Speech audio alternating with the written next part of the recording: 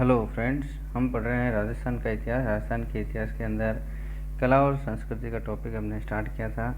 आज हम पढ़ेंगे संत व संप्रदाय। इस टॉपिक के अंदर जितने भी संत हुए हैं और वो या तो सगुण भक्ति से संबंधित संत हुए हैं या फिर निर्गुण भक्ति से संबंधित संत हुए हैं, ये दोनों अपन अलग अलग तरीके से पढ़ेंगे। और बाकी जितने भी संप्रदाय रहे हैं और उनसे संबंधित जितने भी संत रहे हैं वो, और उनसे संबंधित एग्ज़ाम में कौन कौन से महत्वपूर्ण तथ्य पूछे जाते हैं, वो सारे इस टॉपिक में अपन लोग क्लियर पढ़ लेंगे मेरे हैंड रिटन नोट्स के साथ। और आप इस वीडियो को बिना स्किप किए अच्छे से देखिए और अपने नॉलेज को बढ़ाइए। आप मेरे चैनल पर फ्री माइंड स्टडी पर पढ़ रहे हैं। देखिए, पढ़ रहे हैं अपन संत व संप्रदाय। भक्ति परंपरा के दो माध्यम होते हैं, एक तो है सगुण भक्ति, दूसरा है निर्गुण भक्ति। सगुण भक्ति के अंदर जो संत आते हैं वो माला का जाप करते हैं, भजन कीर्तन करते हैं, मूर्ति पूजा में विश्वास रखते हैं, संगीत आदि इस तरीके से सारी कोई न कोई साधन है जिनके हिसाब से वो इन साधनों की सहायता से ही वो भक्ति करते हैं। जबकि निर्गुण भक्ति करने वाले संत जो हैं वो किसी भी तरह के साधन में विश्वास नहीं करते हैं, साधनों का विरोध करते हैं। जैसे माला का जाप नहीं करना, भजन कीर्तन नहीं करना, मूर्ति पूजा में विश्वास नहीं करना, इस तरीके से। सगुण भक्ति में जितने भी संत रहे हैं वो ईश्वर को साकार मानकर ही पूजा अर्चना करते हैं और ऐसा मानते हैं कि जो है ईश्वर है, और ईश्वर जो है किसी मूर्ति के अंदर है या फिर मूर्ति के रेस्पेक्ट में ही किसी आकार को ध्यान में रखते हुए वो पूजा अर्चना करते हैं। जैसे एक मंदिर होता है, मंदिर के अंदर पूजा मूर्ति होती है और मूर्ति की पूजा करते हुए वो जो है अपनी भक्ति करते रहते हैं। तो उस तरह के भक्ति परंपरा जो है आपकी सगुण भक्ति परंपरा के अंतर्गत आती हैं। जबकि निर्गुण भक्ति में जितने भी संत रहे हैं वो किसी न किसी समाधि की पूजा अर्चना करते हैं और समाधि होती है उसके अंदर, मंदिर के अंदर, और मंदिर उसी समाधि को ध्यान में रखकर ईश्वर को निराकार मानकर पूजा अर्चना करते हैं। तो वो है निर्गुण भक्ति में। अब सगुण भक्ति के अंदर आपको केवल 3 संतों के बारे में आपको याद रखना है। केवल 3 संत ही हैं जो सगुण भक्ति से संबंधित हैं, बाकी जितने भी संत हैं वो निर्गुण भक्ति से संबंधित हैं। तो देखिए, सबसे पहले सगुण भक्ति। सगुण भक्ति में मीराबाई का नाम आपको याद रखना है, गौरीबाई का नाम याद रखना है और भक्त कवि दुर्लभ का नाम याद रखना है। गौरीबाई के बारे में मैं आपको बता देता हूँ, ये वागड़ की मीरा कहलाती हैं, ये सगुण भक्ति से संबंधित है। मीराबाई सगुण भक्ति से, और भक्त कवि दुर्लभ, ये 3 ऐसे संत हैं जो सगुण भक्ति से संबंधित हैं। भक्त कवि दुर्लभ से संबंधित ये भगवान विष्णु के उपासक थे। वागड़ क्षेत्र के अंदर भीलों के लिए अच्छे कार्य करने हेतु ये प्रसिद्ध हुए थे, संत हुए थे। और राजस्थान के नरसिंह अगर कहलाते हैं तो ये यही भक्त कवि दुर्लभ कहलाते हैं। तो इस तरीके से केवल आपको 3 संतों के बारे में जो कि सगुण भक्ति से संबंधित हैं। अब निर्गुण भक्ति से संबंधित जितने भी संत हुए हैं राजस्थान के अंदर, बाकी जितने भी, तो वो सभी के सभी निर्गुण हैं। जैसे इनकी एक लिस्ट है लंबी चौड़ी, देखिए, जैसे जाम्बो जी, जसनाथ जी, रामचरण जी, दरियाव जी, हरिराम जी, रामदास जी, दादू दयाल जी, सुंदरदास जी, रजब जी, बखना जी, लालदास जी, संत दास जी, लालगिरी जी, संत पीपा जी, संत तन्ना जी, सदना जी, कबीर जी और रैदास जी। इस तरीके से ये जितने भी संत हुए हैं ये सभी के सभी निर्गुण भक्ति से संबंधित हुए हैं।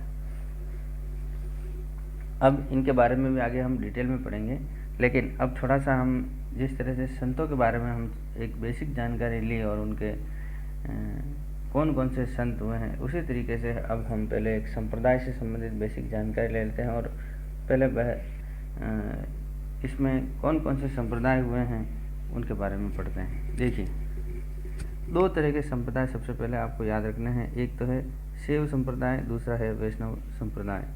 शैव संप्रदाय के अंदर शिव की पूजा की जाती है, जबकि वैष्णव संप्रदाय में विष्णु की पूजा अर्चना की जाती है। शैव संप्रदाय के अंदर वल्लभ संप्रदाय आता है, इस तरह से आपको याद रखना है।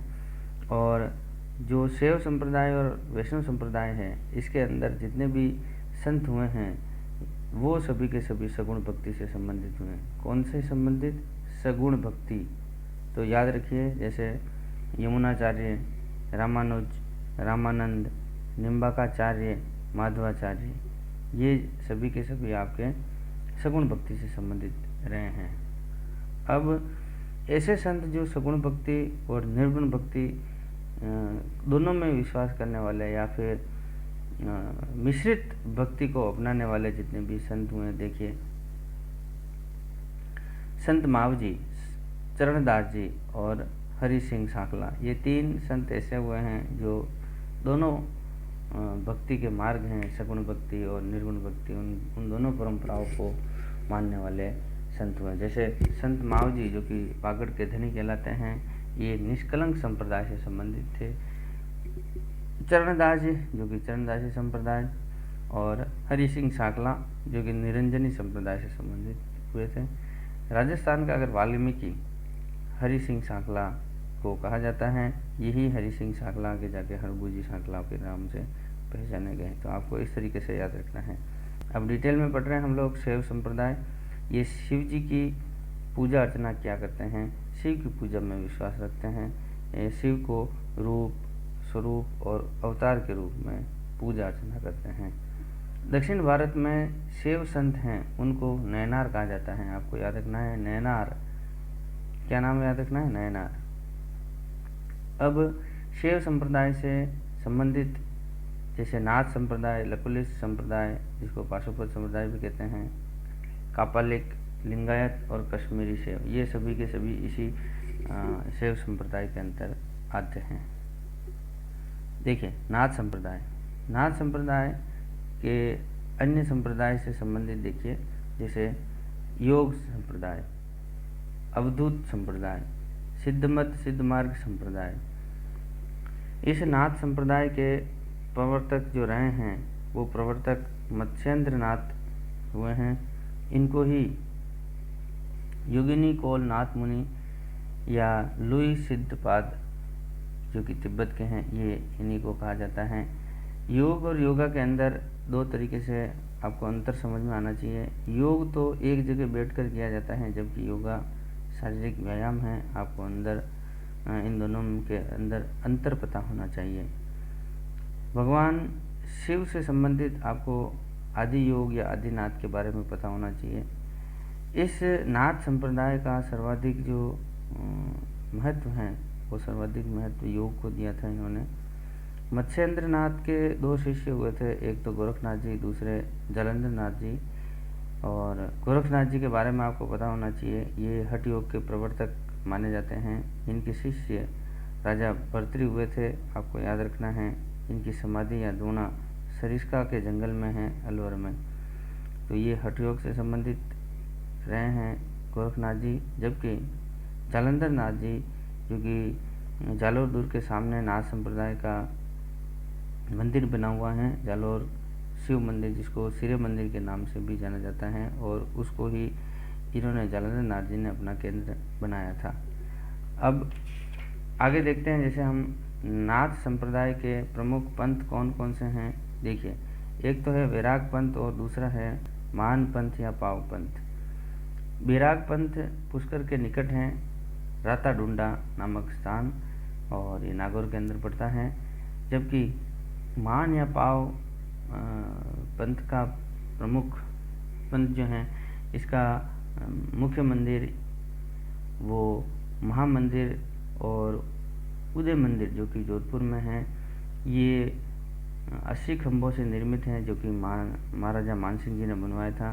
तो ये मान पंथ से संबंधित नाथ संप्रदाय का प्रमुख पंथ है, और इसका मंदिर यहाँ पे है। पाशुपत या लकुलिश संप्रदाय से संबंधित आप थोड़ा सा याद रखिए। दूसरा आपको याद रखना है, नाथ संप्रदाय में मंदिर को ये मठ कहते हैं, याद रखना है। क्या कहते हैं? मंदिर को मठ। देखिए, पाशुपत या लकुलिश संप्रदाय, इसके प्रवर्तक लकुलिश ऋषि माने जाते हैं। ये भगवान शिव के दिन में यहाँ पे कई बार पूजा अर्चना होती हैं। राजस्थान में एकमात्र ऐसा मंदिर है, उदयपुर के कैलाशपुरी में एकलिंग नाथ जी का मंदिर, जो कि काफ़ी ज़्यादा प्रसिद्ध हैं। हारदी ऋषि के यहाँ पे उन्होंने बप्पा रावल ने हारदी ऋषि के कहने पर ही यहाँ पे इस मंदिर का निर्माण किया था, आपको याद रखना है। अब कापालिक संप्रदाय पढ़ते हैं। जैसे कापालिक संप्रदाय के अंदर आपको याद रखना है कि ये भैरव के रूप में शिव की पूजा की जाती हैं। ये तांत्रिक, शमशानवासी, नरबली को वेद मानने वाले, सुरापान करने वाले, अघोरी बाबा और खोपड़ी की माला पहनने वाले, इस तरीके से जो भी संत रहते हैं या फिर इस तरीके से पूजा अर्चना करने वाले, ये इस संप्रदाय से संबंधित रहते हैं। अब वैष्णव संप्रदाय से संबंधित हम पढ़ते हैं। भगवान विष्णु से संबंधित ये भगवान विष्णु को अपना जो है उनकी विष्णु की पूजा अर्चना करते हैं। और ये इसमें आपको इस तरह से याद रखना है कि ये संगीत, नृत्य और भजन कीर्तन में विश्वास करते हैं और इसका समर्थन करते हैं, जबकि नर बलि, पशु बलि, कर्मकांड, इसको ये क्या है कि विरोध करते हैं। कौन? शिव आपके वैष्णव संप्रदाय से संबंधित जितने भी संत रहते हैं या फिर इसके अंदर आने वाले जितने भी पूजा अर्चना करने वाले संत लोग। राजस्थान में इस वैष्णव संप्रदाय का जो प्रथम प्रमाण मिला है वो आपको याद रखना है। गोसुंडी गांव चित्तौड़ का गोसुंडी शिलालेख, जो कि 2वीं सदी ईसा पूर्व का है। वैष्णव संप्रदाय का प्रमाण वहाँ पर मिला था, तब से ये वैष्णव संप्रदाय माना जाता है। पंचरात्र भागवत संप्रदाय, जो कि ये वैष्णव संप्रदाय से संबंधित हैं। पंचरात्र के अंदर आपको याद रखना है जैसे कृष्ण, बलराम, संकर्षण, फिर प्रद्युम्न और सांब, इनका आपको पंचरात्र किससे संबंधित आपको याद रखना है। भक्ति आंदोलन से संबंधित अब आपको याद रखना है कि शंकराचार्य जो इन्होंने सबसे पहले भक्ति आंदोलन दक्षिण भारत में स्टार्ट किया था, शुरुआत करी थी। और ये वैष्णव संप्रदाय के संबंधित हैं और वैष्णव संप्रदाय के प्रवर्तक यमुनाचार्य दक्षिण भारत में माने जाते हैं। वैष्णव संप्रदाय फिर आगे जाके 4 संप्रदाय में विभक्त हो गया था, जो कि इस तरीके से हैं जैसे रामानुज संप्रदाय या रामानंद संप्रदाय। ये दोनों मतलब दक्षिण भारत और उत्तर भारत में दोनों का इस तरीके से फैला हुआ था, पूरे भारत में फैला हुआ था, ऐसा आप मान सकते हैं। कौन सा? रामानुज संप्रदाय या फिर रामानंद संप्रदाय। एक वैष्णव संप्रदाय के अंदर गौड़ी संप्रदाय आता है, वल्लभ संप्रदाय आता है, निम्बार्क संप्रदाय आता है। तो इस तरीके से आपको चारों संप्रदाय से संबंधित आपको याद रखना है। अब डिटेल में हम पढ़ते हैं जैसे रामानुज संप्रदाय या रामानंद संप्रदाय। इसके जो है गुरु माने जाते हैं कौन? यमुनाचार्य। यमुनाचार्य इस रामानुज संप्रदाय के गुरु माने जाते हैं। राम को पर ब्रह्म मानकर पूजा अर्चना की जाती हैं। रामावत संप्रदाय के नाम से भी ये जाना जाता है। दक्षिण भारत तक ये सीमित रहा था और इसका प्रमुख केंद्र जो कांची था वो इसका प्रमुख केंद्र माना जाता है। रामानंद संप्रदाय, इसके गुरु जो है रामानुज रहे हैं और इनका जन्म, रामानंद जी का जन्म इलाहाबाद में हुआ था और ये भक्ति आंदोलन को उत्तर भारत तक लेकर आने का कार्य किया था। और इसके अंदर भक्ति का भाव जो है वो दास्य भाव या ज्ञान मार्ग की भक्ति मार्ग के रेस्पेक्ट में फैला था। भक्ति मार्ग, इन्होंने जो उपदेश दिए थे वो हिंदी भाषा में दिए थे, आपको याद रखना है। इनके शिष्य रामानंदी कहलाए। किनके? रामानंद के जितने भी शिष्य हुए वो क्या कहलाए? रामानंदी कहलाए। इन्होंने ऊंच नीच और समाज में जितने भी भेदभाव थे उसको मिटाकर समाज को एकता के सूत्र में बांधने का कार्य किया था। इसलिए इसका मतलब हम ये कह सकते हैं कि ये समाज सुधारक से संबंधित रहे हैं रामानंद जी। रामानंद जी के प्रमुख कुल मिलाकर 12 शिष्य हुए थे जो कि सगुण भक्ति से संबंधित हुए थे। इन 12 में से 6 प्रमुख और प्रसिद्ध शिष्य हुए थे जो इस तरीके से, और ये 6 के 6 निर्गुण भक्ति परंपरा से संबंधित रहे थे। जैसे कबीर जी, सदना जी, सेना जी, संत पीपा जी, संत धन्ना जी और संत रैदास जी। तो इन 6 के 6 बारे में आपको डिटेल में पढ़ना है और अपने नॉलेज को बढ़ाना है और इसी से संबंधित एग्जाम में क्वेश्चन आता है। आगे बढ़ते हैं। अब रामानंद जी के बारे में हम पढ़ रहे हैं। तो देखिए रामानंद जी के शिष्य जो हुए हैं वो कृष्णदास पैरी हुए, फिर उनके अग्रदास जी हुए और अग्रदास जी के शिष्य कलन जी हुए हैं। रामानंद जी को अनंतानंद के नाम से भी इस तरीके से आपको याद रखना है। अनंतानंद जी के शिष्य हुए हैं कृष्णदास पैरी। कृष्णदास पैरी पैरी इस तरह से जाने जाते हैं क्योंकि इन्होंने पूरे जीवन भर केवल दूध पीने या दूध का ही पान किया था, इन्होंने अन्न नहीं खाया था, इसलिए इन्होंने पैरी के नाम से जाने जाते हैं, कृष्णदास पैरी के नाम से। कृष्णदास पैरी के बारे में आपको याद रखना है कि इनका जो प्रमुख स्थान जो है वो गलता जी जयपुर के अंदर है, और गलता जी में नाथ संप्रदाय के चतुरनाथ को इन्होंने शास्त्रार्थ में हराया था। तो इस तरीके से आपको याद रखना है। फिर रामानुज या रामानंद संप्रदाय की स्थापना की और इसकी प्रमुख पीठ यहीं गलता जी जयपुर के अंदर इन्होंने बनाई थी। किसने बनाई थी आपको याद रखना है, कृष्णदास पैरी ने। गलता जी से संबंधित आपको याद रखना है कि गलता जी को उत्तर तोदाद्री कहा जाता है और गलता जी में काफ़ी ज़्यादा बंदर हैं। इस बंदरों की वजह से इसको मंकी वैली के नाम से जाना जाता है। और गलता जी नाम कैसे पड़ा ये भी आपको याद रखना है। गालव ऋषि की तपोभूमि होने के कारण ये गालव से गलता जी नाम अपभ्रंश के रेस्पेक्ट में ये प्रसिद्ध हो गया। गलता जी जो है यहाँ पृथ्वीराज कछवा के काल में यहाँ आए थे गलता जी। कौन आए थे, कृष्णदास पैरी। कब कहाँ पे आए थे, गलता जी आए थे। किसके काल में आए थे, पृथ्वीराज कछवा के शासन काल में। पृथ्वीराज कछवा जब आमेर के शासक थे तब। अब कृष्णदास पैरी के जो शिष्य हैं अग्रदास जी, उनके बारे में हम पढ़ते हैं। अग्रदास जी ये राम को कृष्ण की तरह रसिक मानकर पूजा अर्चना किया करते हैं। इस संप्रदाय से इनके जो शिष्य हैं वो अग्रदास जी के, वो राम को कृष्ण की तरह पूजा अर्चना करते हैं मानकर, इसीलिए ये रसिक संप्रदाय से संबंधित हुए। उन्होंने रसिक संप्रदाय के संस्थापक बने थे और इसकी जो अन्य पीठ उन्होंने रेवासा सीकर के अंदर बनाई थी। अब अग्रदास जी के जो शिष्य रहे हैं कल्हण दास जी, देखिए कल्हण दास जी के बारे में हम पढ़ रहे हैं। कल्हण दास जी ने रसिक संप्रदाय के अंदर सीताराम को राधा कृष्ण की तरह पूजा अर्चना करी, युगल जोड़ी के रेस्पेक्ट में, यानी राधा और कृष्ण की जो युगल जोड़ी है उसी तरीके से उन्होंने पूजा अर्चना करी थी। रामानंद के जो प्रसिद्ध 6 शिष्य मैंने बताए थे आपको, कबीर जी, सतना जी, सेना जी, संत पीपा जी, संत तन्ना जी और संत रैदास जी, इन जो 6 के 6 हैं इनको आपको डिटेल में पढ़ना है। सबसे पहले हम लेते हैं संत पीपा जी। देखिए इनका जन्म गागरोन दुर्ग में हुआ था। ये झालावाड़ के अंदर आता है गागरोन दुर्ग, जो कि जल दुर्ग की श्रेणी में है। आहू और काली सिंध नदी के संगम पर बना हुआ दुर्ग, बिना नींव का दुर्ग भी इसी को माना जाता है, आपको याद रखना है। इनका जो मूल नाम है वो प्रताप सिंह खींची रहा था और ये गागरोन के शासक रहे थे, जाति से राजपूत रहे थे। इनकी माता जी का नाम लक्ष्मीवती था, जबकि पिताजी का नाम काढ़ावा राम खींची था। संत पीपा जी के बुलाने पर ही रामानंद जी और रैदास जी गागरोन दुर्ग आए थे, आपको इस तरह से याद रखना है। वृंदावन में कपड़े सिलने के कार्य करते थे ये, और इसीलिए संत पीपा जी जो है वो दर्जी समुदाय के आराध्य देव माने जाते हैं। संत पीपा जी का जो मंदिर है वो समदड़ी गांव में बाड़मेर में बना हुआ है। इन्होंने जो उपदेश दिए वो जोग चिंतामणि उपदेश दिए थे और इनका ग्रंथ पीपा जी के द्वारा खुद के द्वारा लिखा गया था।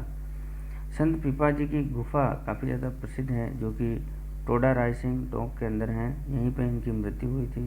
इन्होंने तप भी यहीं पे किया था, तपस्या यहीं पे करी थी और इनको ज्ञान की प्राप्ति भी यहीं पे हुई थी संत पीपा जी की, जो कि टोडा रायसिंह टोंक के अंदर है। जबकि संत पीपा जी की छतरी गागरोन दुर्ग में बनी हुई हैं और राजस्थान में निर्गुण भक्ति परंपरा की अलग जगाने वाले प्रथम संत पीपा जी। आगे देखते हैं हम संत रैदास जी या रविदास जी के बारे में। देखिए इनका जन्म जो है वो काशी के अंदर हुआ था। ये जाति से चर्मकार या चरमार हुए थे। मीराबाई के बुलाने पर पत्र लिखकर ये चित्तौड़गढ़ दुर्ग आए थे। राजस्थान में सबसे पहले ये चित्तौड़गढ़ में ही आए थे। मीराबाई के आध्यात्मिक गुरु माने जाते हैं कौन? संत रैदास जी। इन्होंने जो संप्रदाय शुरू किया था वो रायदासी संप्रदाय के प्रवर्तक ये माने जाते हैं। इनके जो भजन थे वो गुरु ग्रंथ साहिब, जो सिखों के धार्मिक गुरु हैं, वो धन्ना जी के भजन भी इसी के अंदर हैं, गुरु ग्रंथ साहिब के अंदर। आपको इस तरीके से याद रखना है। और इनका जो ग्रंथ था वो रैदास की पर्ची के नाम से जाना जाता है, जिसके अंदर उनके दिए गए उपदेश संग्रहित हैं। संत रैदास जी की छतरी चित्तौड़गढ़ दुर्ग में आपको याद रखना है। अब हम पढ़ते हैं संत धन्ना जी को, जो कि जाट जाति से संबंधित रहे थे। राजस्थान में निर्गुण भक्ति परंपरा के प्रथम जो संत माने जाते हैं वो निर्गुण भक्ति के यही माने जाते हैं संत धन्ना जी। मैंने आपको पहले बताया था थोड़ी देर पहले कि राजस्थान में निर्गुण भक्ति परंपरा की अलग जगाने वाले प्रथम संत बिपा जी, जबकि निर्गुण भक्ति परंपरा के प्रथम संत अगर पूछे जाए तो आपको याद रखना है संत धन्ना जी। इनका जो जन्म और इनका जो मंदिर बना हुआ वो एक ही जगह है। आपको एक ही स्थान याद रखना है, दोवन गांव टोंक। कहाँ पे? दोवन गांव टोंक के अंदर है। इनके जो भजन है वही गुरु ग्रंथ साहिब के अंदर है। मैंने आपको पहले बताया था, जो कि रैदास जी के संबंध में मैंने बताया था, जो कि सिखों के धार्मिक ग्रंथ हैं, उसके अंदर इनके भजन संग्रहित हैं। और ये हठ प्रवृत्ति से कृष्ण के साथ भोजन किया करते थे। अब आगे देखते हैं हम सतना जी। ये कसाई जाति से संबंधित संत रहे थे। आगे देखते हैं जैसे सेना जी नाई जाति के आराध्य देव माने जाते हैं। और नाई जाति के लोग जितने भी इनकी स्मृति में ही इनके अपने नाम के पीछे सेन लगाते हैं। जैसे किसी आदमी का नाम राहुल है तो वो नाम के आगे सेन लगाएगा, राहुल सेन। प्रकाश है तो प्रकाश सेन, सुरेश है तो सुरेश सेन। तो वो सेन जो लगाने का इनका जो है वो अपने इनके जो संप्रदाय के प्रवर्तक माने गए हैं सेना जी। संत सेना जी की स्मृति में ही ये सेन लगाते हैं। आगे हम देखते हैं कबीर जी, जो कि ये गुजरात के साबरमती में तैरते हुए मिले थे, साबरमती नदी के अंदर। और राजस्थान का कबीर संत दादू दयाल जी को माना जाता है। अब हम निम्बार्क संप्रदाय से संबंधित पढ़ते हैं। देखिए, निम्बार्क संप्रदाय के अंदर नारद संप्रदाय, हंस संप्रदाय, सनक संप्रदाय, राधा वल्लभ संप्रदाय, ये सभी के सभी संप्रदाय इसी निम्बार्क संप्रदाय से संबंधित हैं। निम्बार्क संप्रदाय के प्रवर्तक निम्बार्काचार्य माने जाते हैं। ये पूजा अर्चना राधा व कृष्ण की युगल मूर्ति या युगल रूप में ही पूजा अर्चना करते हैं। मंदिर का नाम जो है राधा कृष्ण मंदिर होता है। और मेला जो भरता है वो आपका राधा अष्टमी को भरता है, जो कि भाद्रपद शुक्ल अष्टमी कहलाती हैं। निमावत साध, जो कि मारवाड़ में साधु होते हैं, उनको कहते हैं। देखिए, निम्बार्क संप्रदाय की प्रमुख पीठ जो कि सलेमाबाद अजमेर में है। ये जो मंदिर है वो राधा कृष्ण मंदिर के नाम से जाना जाता है। और सलेमाबाद आपके रूपनगढ़ की जो नदी है, रूपनगढ़ नदी उधर उसके किनारे पर है। आपको इस तरीके से याद रखना है। मेले के बारे में मैंने आपको जानकारी दे दी। राधा कृष्ण अष्टमी को मेला भरता है। और इस निम्बार्काचार्य का जो अन्य जो पीठ हैं वो उदयपुर के अंदर हैं, जो कि आहड़ में पड़ती हैं, आहड़ उदयपुर में। अब गौड़ीय संप्रदाय को भी आप पढ़िए साथ में। गौड़ीय संप्रदाय के जो प्रवर्तक माने गए हैं वो माधवाचार्य माने गए हैं। गौड़ स्वामी के नाम पर ये गौड़ीय संप्रदाय कहलाया। गौरांग महाप्रभु, चैतन्य महाप्रभु या इस तरीके से भी कह सकते हैं इनको। और ये बंगाल के निवासी थे। बंगाल में कृष्ण के अवतार से संबंधित इन्होंने कृष्ण भक्ति को जन जन तक फैलाने का कार्य किया था। और इसकी जो प्रमुख पीठ जो है गौड़ीय संप्रदाय की वो वृंदावन में है। और भारतवर्ष में गोविंद देव जी का मंदिर यहीं पे है। गोविंद देव जी के मंदिर को राधा गोविंद जी का मंदिर के नाम से भी जाना जाता है, जिसका निर्माण मिर्जा राजा मानसिंह जी ने करवाया था। गोविंद देव जी का मंदिर जो है वो एशिया का सबसे बड़ा बिना या कम खंभों वाली छत वाला मंदिर माना जाता है। इस तरीके से भी आपको याद रखना है। इसके अन्य मंदिर मदन मोहन जी के मंदिर के नाम से जाना जाता है, जो कि करौली जिले में पड़ते हैं, आपको याद रखना है। इस मंदिर का जो निर्माण है, कौन सा मंदिर?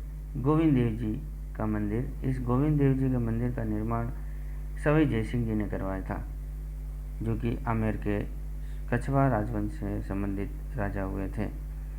सवाई की उपाधि सवाई जयसिंह जी को औरंगजेब के द्वारा दी थी, आपको याद रखना है।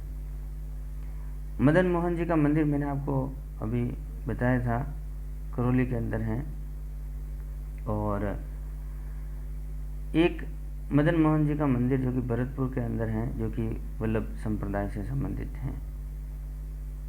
अब देखिए आगे, वृंदावन वाला मंदिर मूलतः 7 मंजिला था, लेकिन औरंगजेब ने इसे तोड़वा दिया था, जबकि ये उसने काफ़ी ज़्यादा कट्टर शासक हुए थे, जिन्होंने तोड़वा दिया था। आज वर्तमान में अगर वृंदावन वाला मंदिर जो के बारे में अगर हमें पूछा जाए तो आपको कितना मंजिला बताना है? 4 मंजिला। वर्तमान में ये वृंदावन वाला मंदिर 4 मंजिला मंदिर ही है। तो इस तरीके से आज आपने कुछ बेसिक जानकारी के साथ कुछ संप्रदाय और उनमें आने वाले संतों के बारे में कुछ जानकारी प्राप्त करी। आगे हम वल्लभ संप्रदाय को पूर्ण डिटेल के साथ पढ़ेंगे। और सगुण भक्ति में आपने मीराबाई, गौरीबाई और भक्त कवि दुर्लभ के बारे में पढ़ा था, वो आने वाले वीडियो में हम डिटेल के साथ पढ़ेंगे। तब तक आप इस वीडियो को अच्छे से देखते जाइए, कहीं अपने नोटबुक में एक बार लिख लीजिए और एग्ज़ाम से पहले केवल एक बार इसको देख कर जाइए, जिससे कि मेरे द्वारा आपको पढ़ाया गया सब कुछ याद आ जाएगा। मेरा हैंड रिटन नोट्स का प्रयास आपको कैसा लगा, इसकी प्रतिक्रिया लाइक और कमेंट के साथ करिए। अन्य तक पहुंचाने के लिए शेयर कीजिए। और अगर आप चैनल पर नए हैं तो इसको सब्सक्राइब कीजिए, जिससे कि आने वाले वीडियो आप तक बिना रुके टाइम पर पहुंचते जाए और आप अपने नॉलेज को अपडेट करते रहें।